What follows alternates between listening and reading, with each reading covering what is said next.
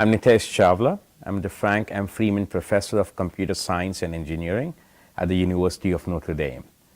And my current residence is in Granger, Indiana. And originally I'm from India. And within India, I grew up in New Delhi. And then I spent later parts of my high school and beyond high school life in Mumbai. So New Delhi and Mumbai define my home. But now home is Granger, Indiana.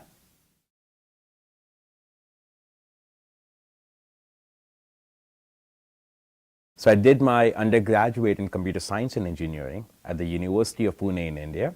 This was from 1993 to 97. Then in 97, I decided to pursue graduate school, and that brought me to University of South Florida in Tampa, Florida.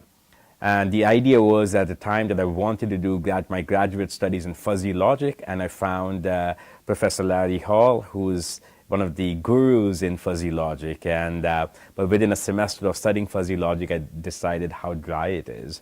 And so I switched my area of interest to machine learning, but I still worked with Larry Hall at the University of South Florida, who's a phenomenal advisor and mentor.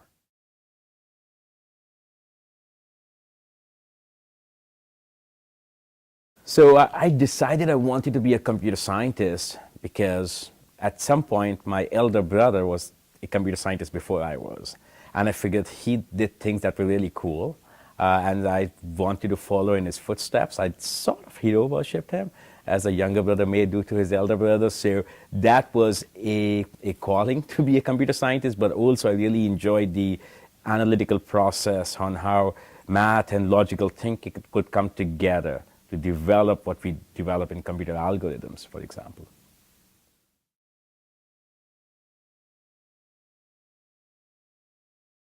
So during my undergraduate years, my bachelor's is in computer science and engineering. So I went to an engineering college that offered computer science.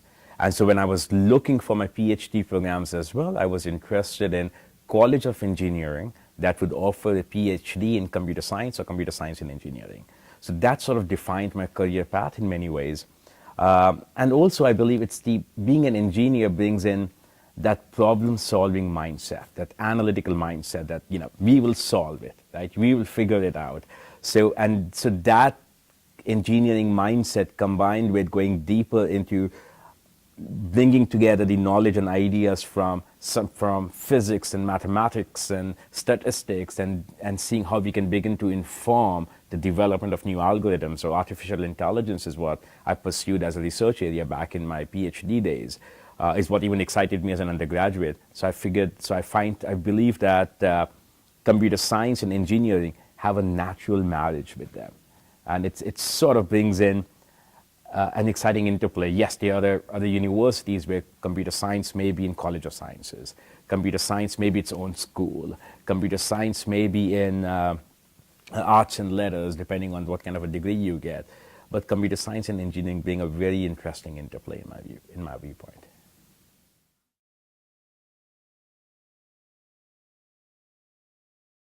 As I said, I got my undergraduate in computer science and engineering, my bachelor's, and then I straight away came for my graduate studies back in 97.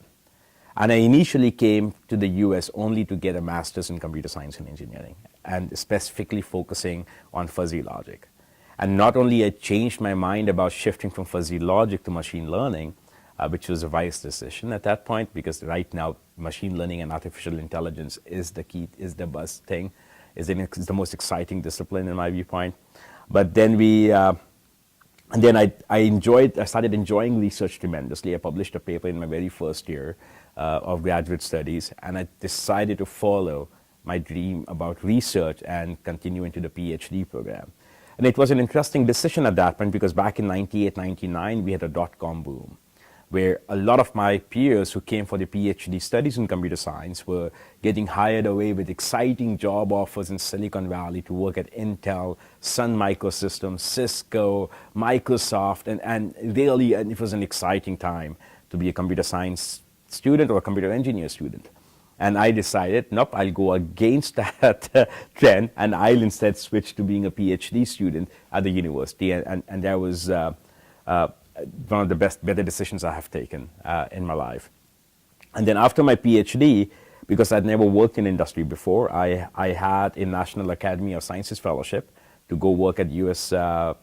Medical Research Initiative, or I also got an industry offer to go do banking in Toronto, Canada, to apply machine learning for consumer behavior analytics, machine learning for building models for fraud detection, machine learning for really driving what makes a retail consumer within a banking context. This is back in 2002 when I finished my PhD. And so since I'd never worked in industry before, I said, hey, let me go see what industry feels like. So I went into banking. I spent about 2 years in banking. It was a great time. I had met some really wonderful people, learned a lot, and developed some really cool models which were being deployed and were being used on a daily basis for decision making, and were producing good ROI to the bank. Helped the bank achieve the Basel II compliance at that time. So it was really good, solid couple of years I spent at CIBC in Toronto. But then I felt something was missing. I wasn't getting excited on a day-to-day basis, and I just needed to be more creative, be able to take more initiative, do more. And within the banking construct, you have a limited degrees of freedom. You're working on the consumer behavior models, you deploy the models, you develop them, and if they're working great, you just watch them work, and you basically are a plumber. You're fixing holes in them at some point. So after my experience in banking, I decided to take a year off from banking, and I came down to Notre Dame as a research assistant professor, working with Professors Boyer and Flynn. It was a 1-year appointment, and it was a risk at that point because I left a lucrative job in banking and took a significant pay cut, a 1-year position, and I was on a visa. So if things didn't pan out, I didn't know what the future held. I only had 1 year. But it was a decision, but I wanted to still pursue it so I don't regret it later. That, hey, I didn't, and I had the faith and the confidence that something will work out, because you have that self-belief in many ways. So then I came to the university, spent a year here, and then by the end, I guess as the year was running out, I taught a class at Notre Dame as well, and really, really enjoyed it. I had 6 students in my class. I was teaching data mining. Data mining was never offered at Notre Dame. And it was a very fascinating experience, and I still am friends with those 6 students. Half of them became my PhD students later, and I published papers with them. So it's been a very endearing relationship with all 6 of them from that side. And then then as the year was coming to an end, CIBC invited me to come back in Toronto. CIBC was the bank I worked at, to come back to Toronto. And they offered me a raise and a promotion to come back. I was like, whoa, it's good to leave. So when you go back, so that was I found myself at crossroads at that time. And I'd also begun to apply it for academic positions as well. So I had a couple of academic offers. I even had an offer from University of Notre Dame then. And so then I found myself at the crossroads as to, do I go back to the bank, right? With one of the more younger from the youngest management people over there, with a big sense of responsibility and recognition that they're offering to me, or go to another university, or stay at Notre Dame. And I still remember, it was walking in the wonderful environment at Notre Dame, and it became immediately very clear to me that this is the place where I want to be. This is the place where I should be.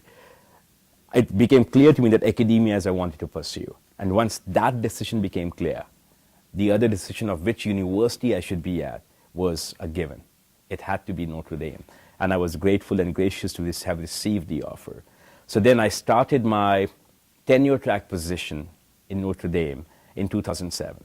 So I had come a couple of years earlier as a research faculty, and then applied, got in the job market, decided to stay back at Notre Dame and continue with in computer science and engineering as an assistant professor, tenure track, in 2007. And then things went well. Started a research lab, helped start a research center, what we call iSensor now. It's a research center focused on network science and data science and machine learning, and with various interdisciplinary applications where we work with almost every other department on campus. We work with sociologists, anthropologists, and electrical engineers, physicists, business school folks. So it really is an exciting research venture from that side. So along with my colleagues in physics, Zoltan Torochkai and David Haken, we started iSensor. I started my tenure track position at the same time. And I started a research program.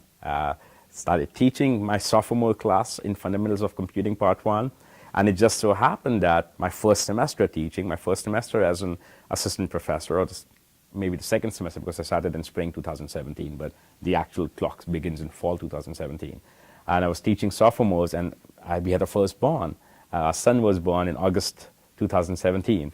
So within 2 weeks of the son being born, I find myself in front of a large sophomore class, telling them their first concept and fundamentals of computing, sleep deprived, but oh boy, that was a great class, right? So it really has been exciting from all sides, and as a research program within iSensor that I was talking about, the thing that drives us is we don't ask each other, are you an engineer, or are you a physicist, or are you a computer scientist, are you a biologist, are you a sociologist?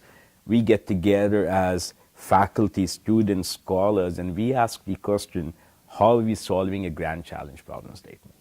And to solve a grand challenge problem statement, that problem statement doesn't come to us and say, hey, I'm a computer science statement, I'm a physics statement. Because if we truly want to have a societal impact, it requires multiple faculties of mind, multiple disciplines to really come together. And that's the kind of an environment and culture that we have created in iSensor, where each one of us brings in our depth, our expertise. But then we find ways to collaborate because we are interested in a problem statement that could be on health science related, that could be about understanding human behavior, that could be about environmental sciences, that could be about climate change adaptation, that could be about empathy in healthcare, for example. So there could be any problems that could be about scientific wellness, for example. There could be multiple problem statements, but neither of these problem statements can only be solved by one person, by one discipline. So that sort of has been a driving motor of iSensor. And at that time, I also took a big risk in starting a research initiative in healthcare, in health and wellness, and we don't have a school of medicine, but I said, no, I'm going to do things in healthcare. And I was advised that don't do it because, hey, you're starting a tenure track, play it safe, you have this strong body of work in machine learning, especially learning from imbalanced data, get tenured. And in my mind, I just left a highly lucrative job at a bank. And if I come here to not solve some of the big challenges when I can, and why am I here? I may not get tenured, so be it.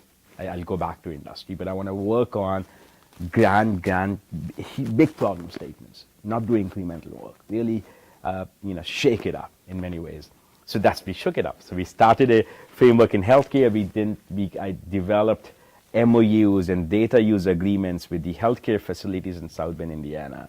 Almost became went back and forth with contracts. The healthcare folks will tell me something, come back to the Notre Dame legal folks, they'll say, oh, we can't do this, go back to them. They'll say, you can't do this. But finally got everything to an agreement, and we have a flourishing healthcare research program where we work with community clinics, we work with aging facilities, we work with both the hospitals here, and really hoping to see a difference out of our work in that context. Because of some of the big initiatives that we took, we got significant funding, have brought in lots of PhD students in the group, and got tenured early in 2010, or I believe. I went up for tenure, and then I got tenured in 2011. Then I became a full professor in 2015 and became the Frank Freeman Professor, I believe, in 2015 or 16. So in 10 years, it's been an exciting time, and I have mentored 30 PhD students in 10 years. 15 have graduated, and there's 15 in the lab now. Mentored about 7 postdoctoral scholars, many staff scientists, So it's really been, that's been my journey in a nutshell in the last 20 years. I finished my undergraduate in 97 and came here, and now it's 20 years hence. This has been the journey so far.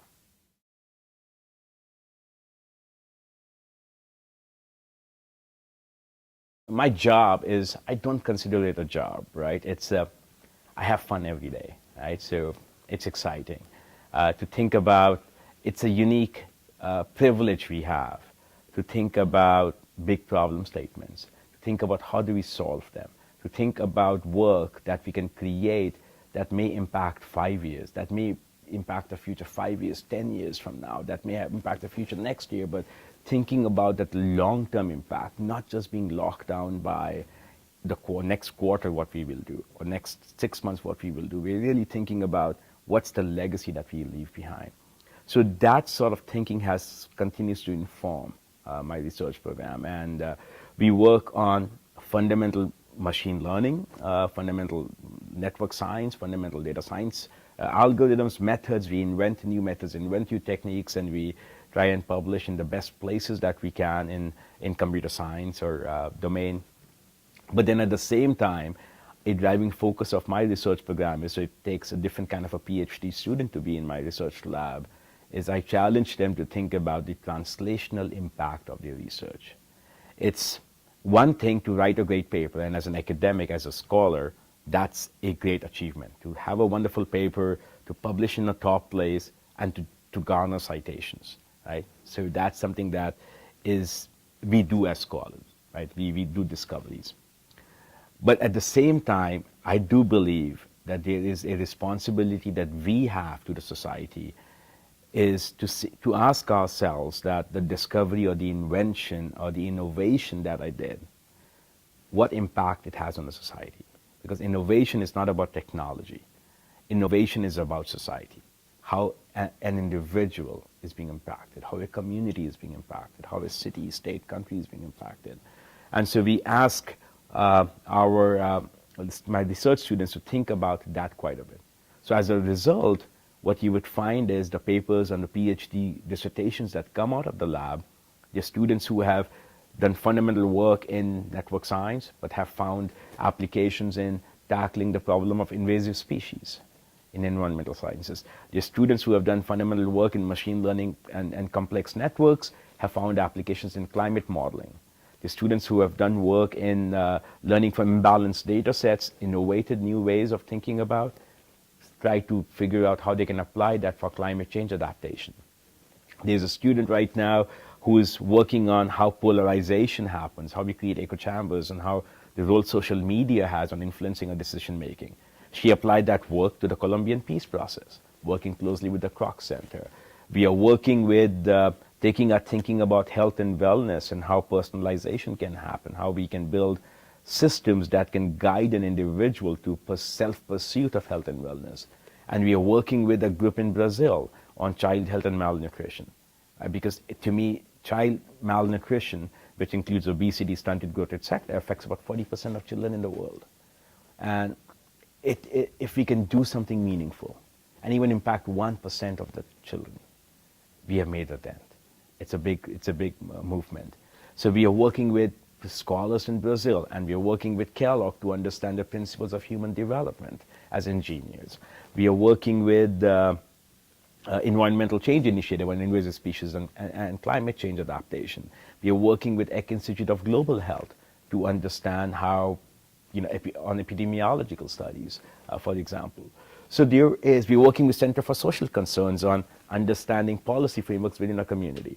So a lot of the students have been involved, engaged, and exposed to this. Another student right now, she has a fellowship from Indiana Biosciences Research Institute, and she's going out speaking to communities in Kokomo to understand what are some of the interventions that may work with some of the underprivileged, underrepresented communities. We're working with women for healthier pregnancies to reduce the rate of infant mortality in the state of Indiana. We are worse than the national average. We are working with seniors, and we are deploying technologies in independent living facilities to help with successful aging. And to do all of that really needs a student a postdoc scholar who is excited about bridging that translation. And then we can truly say, as engineers, we like to build things. As a computer scientist, we discover, we build great algorithms, but then as engineers, we ask, have we built something that somebody will use?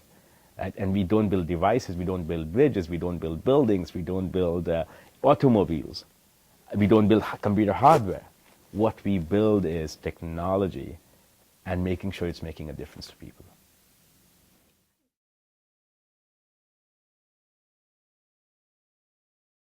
So my faith journey, so I'm a Hindu, and I believe but I think what excites me about Notre Dame and its Catholic mission and the Catholic vision is to be the force for common good. I went to this school called Delhi Public School back in New Delhi, and our school motto, I still remember the badge said, service before self. And that idea, what does it mean? At that time in middle school, you don't realize what does service before self even mean. But as you grow up and you reflect, and to me, that's part of the faith journey, is thinking about your work and thinking about the difference it will make. And when you read Notre Dame's mission about how human solidarity and it can impact the outcomes and how we are going to live a healthier society, and how we think about what is the common good of our work, how we think about the holistic education. Those things, those attributes appeal to me very, very personally. And as I described the research program as well that we have with our students, we are looking at a holistic research program.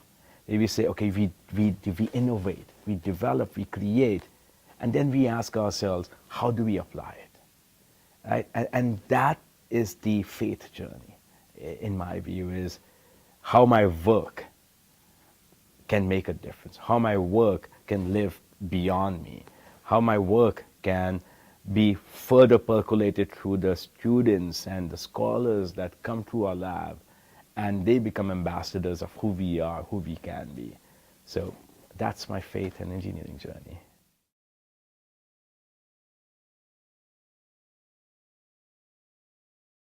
So I think some of the initiatives, as I think about the role of faith and the role of engineering or being a technologist, and how they are intertwined, is together they ignite passion. Ignite passion to do something that's going to be meaningful. Because then it becomes personal. Without faith, I believe it's not necessarily faith and belief that in doing meaningful, purposeful work, it's not your true passion from inside. It's not what that's speaking to you from inside. So those are the two aspects that I believe are very intertwined. And if I think about some of the work that brings me the utmost joy, is not our papers in the best journals you can, in science or in our KDDs or highly selective places. We have received many awards and honors in my research lab, for my students, for myself. We have been privileged. But what's more exciting than all of that is when we did our work with seniors in the independent living facilities. When we first walked into them several years ago with our app, and I convinced the hospital to allow us to work with this aging population, they had never used technology before. And as naive as I was, and I'm still pretty naive, but it's walked in with my student, and I said, hey, we have this wonderful app, and this is gonna make things go well from an aging perspective. They didn't like it. They hated it. They thought the interface was clunky. They thought we didn't quite understand what they needed, and all of those things. But then the idea of, when you believe in that, now I could have said, all right, we don't like it, maybe let's just switch tracks. It's my student's PhD. We'll figure something else out. We'll keep writing papers on this topic. No problem. But it was that moment of humility where you stand in front of them and they go, now it's not working. It's not what we want. And you go, all right. That moment of persistence that you say, give us one more chance, please. Let us come back to you. And if you still hate it, we are sorry for wasting your time. But just let us think about, tell us why you don't like it. That moment of listening. And I think those aspects come from your belief that now you truly want to do something meaningful there. And then we listened to them, and I realized I need an anthropologist because with this, I need a design thinker to work with this. And then we redid everything. We had listening sessions with them. And then we deployed it again. It was successful, a big success. The hospital loved it. We improved their mood scores, reduced depression, really good health outcomes. In fact, the seniors, we had one independent living facility. They told their friends, and we expanded our pilot study to 3 independent living facilities. And something that they told us was that, and when we asked them, what's going on, tell us more why you did this, is they said because one thing that mattered to them was we listened to them. They said all their life they have had experiences where they felt things were just done to them. Now we come in and we say, please tell us what you need, how we can make a difference, but tell us what you need. And to me, that happens when faith and engineering come together. Right? It's not just, as an engineering mindset goes, no, I'll just build it out. Right? The faith mindset goes, no, let me be patient, persistent, humble, and listen. And those attributes coming together, truly then we create social impact. It cannot be done independent of that. So this, and then so other work on peace studies, and when we were in Brazil, witnessing the children from the slums coming to a Brazilian daycare and getting nutritional advice, and then they cooked a healthy meal for themselves, and even we partook on the meal with them, and then thinking about that, what if that one child could be positively benefited? What can we understand about the environment, the psychology of that child, and to see if we can then come up with nutritional outcomes that could make a difference. So those things are very exciting, and it also lends itself to me thinking that the engineering profession can make me be useful in a global context.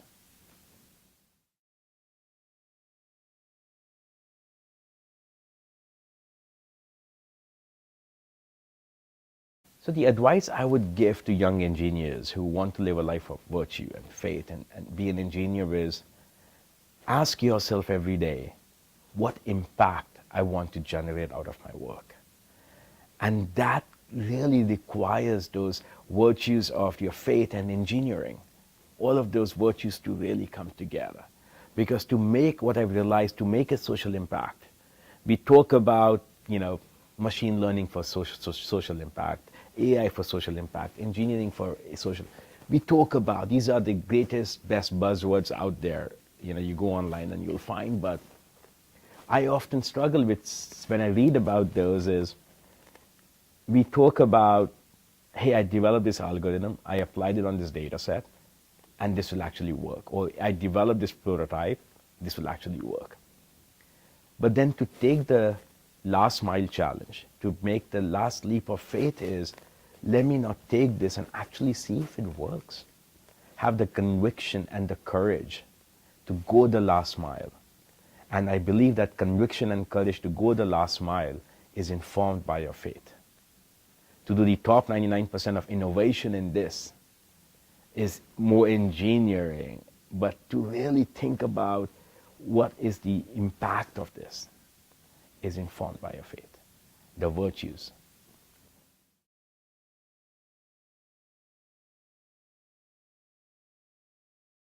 Something that I forgot to mention is, and in my, so as I was telling you that, I started in 2007, went up, received my tenure in 2011, I believe, and in 2012, I founded a company called Analytics in South Bend, Indiana, and called up, and in partnership with Graham Allen Partners, whose managing principal is Tracy Graham, who's to play football with Lou Holtz, right? And now that we knew each other, right? It was a happenstance where I wanted to pursue my dream in really building a company that's focused on data science and analytics, and thinking about the impact it can have on economies at scale. And then Tracy Graham was thinking about data and technology and investments, and so we got together, and so it was really serendipity, right? And that led us to, so now we have Analytics, and a few of my former students were some of the first employees. There was some were headed to Google, some were at Booz Allen Hamilton, some were at other companies in Washington D.C. or quit their jobs on a leap of faith to pursue an idea of entrepreneurship in South Bend, Indiana. It was, and we were housed at Innovation Park at that time across the street, and then analytics grew over time, and now 5 years fast forward, we had about 40 employees. We have now moved to Ignition Park, and we are.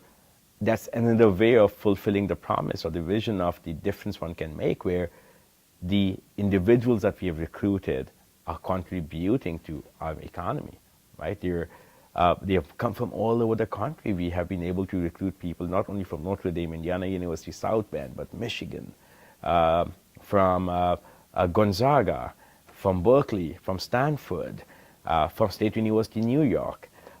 So it's a story of how, immigrants and individuals and citizens and then, people come together to create a magic, right? Where, as we talk about in iSensa, we don't ask what discipline one comes from. We work on the problem. Likewise in analytics, we are focused on what are the grand problems you're working on, and let's find the best people that we can.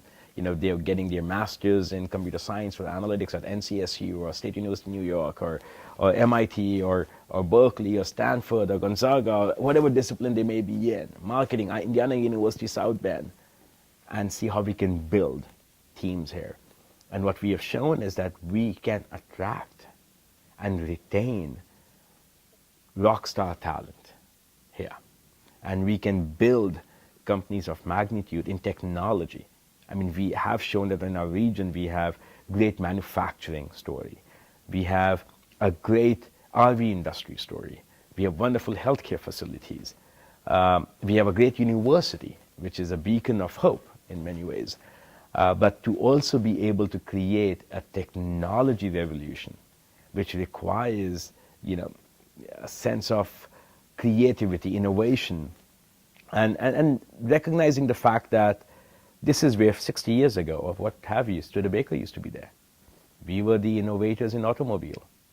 So it's in our water here in South Bend, that we can be innovators time and again, and now we are going to be innovators in analytics, data science, machine learning, technology, and contribute locally, statewide, and nationally.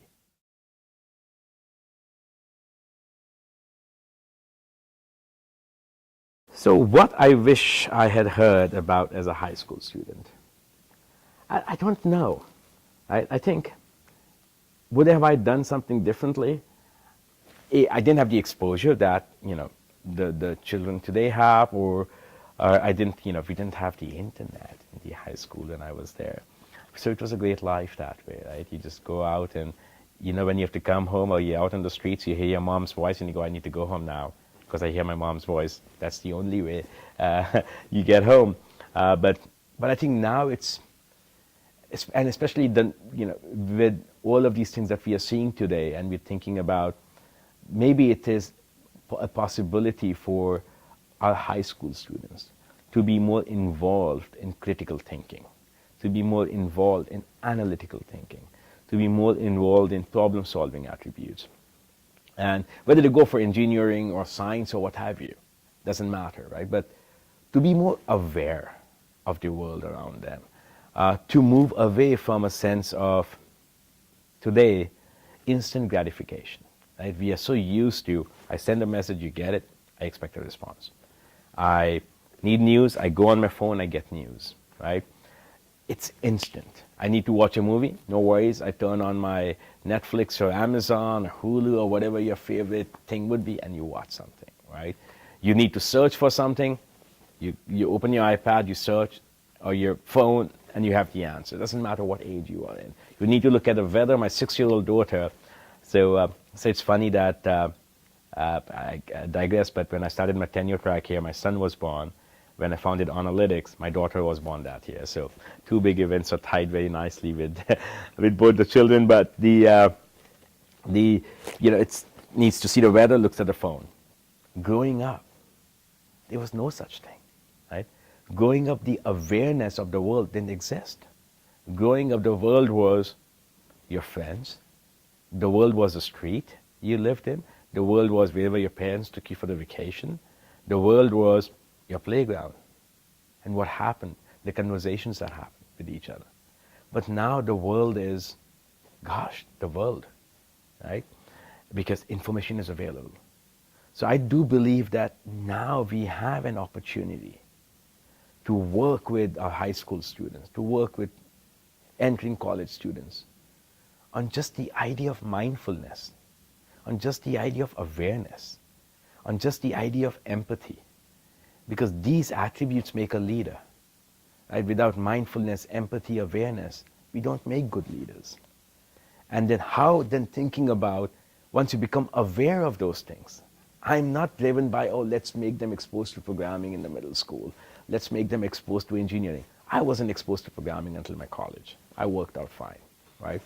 We are imposing this extensive environment of let's just make them, get as savvy about everything in math and everything. Yes, STEM is an important training to have. Have more STEM in high schools. But the idea of STEM, science, technology, engineering, and mathematics should be about that notion of analytical thinking, the problem solving, being a little bit more quantitative in your thinking. But there's an aspect of qualitative reasoning, qualitative thinking that has to come in. And that's what I'll tell high school students. When my son and my daughter grow up, and I hope that they have an opportunity to engage in initiatives that not only with the STEM knowledge that you're getting through the curriculum, they also get more awareness, more mindfulness. So they can then tackle or think about the impact they will have. And then faith and engineering can coexist even more beautifully.